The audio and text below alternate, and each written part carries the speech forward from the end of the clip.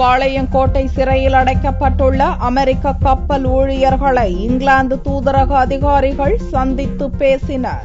தனியார் சரக்கு கப்பல்களுக்கு கடற்கொள்ளையர்களிடமிருந்து பாதுகாப்பு தரும் அமெரிக்காவைச் சேர்ந்த தனியார் கப்பலான சீமேன் கார்ட் ஓகியோ சில தினங்களுக்கு முன்பு இந்திய எல்லைக்குள் தூத்துக்குடி கடல் பகுதிக்குள் மடக்கி பிடிக்கப்பட்டது. அந்த கப்பலை இந்திய கடலோர காவல் படையினர் சிறைப்பிடித்து தூத்துக்குடி துறைமுகத்திற்கு கொண்டு வந்தனர். கப்பலில் இருந்த கேப்டன் டர்ட்னிக் வேலண்டைன், என்ஜினியர்கள் சிடோரன் கோவலேரி உட்பட 35 பேரை கைது செய்த கியூ பிரிவு போலீசார் தூத்துக்குடி நீதிமன்றத்தின் உத்தரவுப்படி அவர்களை பாளையங்கோட்டையில் உள்ள மத்திய சிறையில் அடைத்தனர். இந்த கப்பலில் இருந்த இங்கிலாந்து நாட்டைச் சேர்ந்த ஊழியர்களுக்கு தூதரக உதவி அளிக்க இந்திய அரசிடம் கோரிக்கை வைக்கப்பட்டிருந்தது. இது ஏற்கப்பட்டதை அடுத்து சிறையில் உள்ள இங்கிலாந்து ஊழியர்களை இங்கிலாந்து தூதரக அதிகாரிகள் பெடுல்லா ஜேம்ஸ், ரோனா ராயல் ஆகிய பெண் அதிகாரிகளும் மெர்கஸ் சர்க்லேப் ஆகியோர் சந்தித்து பேசினர்.